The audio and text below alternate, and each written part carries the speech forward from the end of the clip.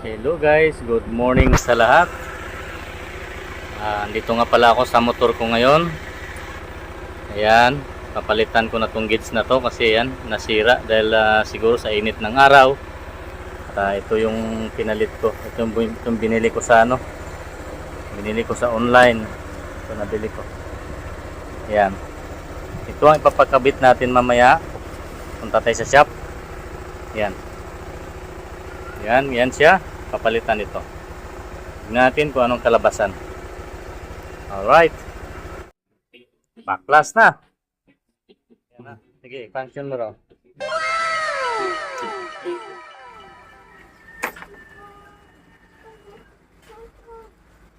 Wow. Hello guys. At ito na nga yung bago nating gauge ng ating motor. Yan yung ano niya.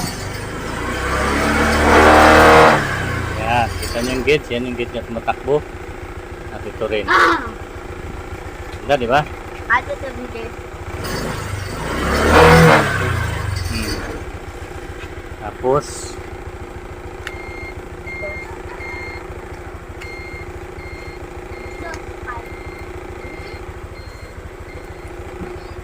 ayun lang.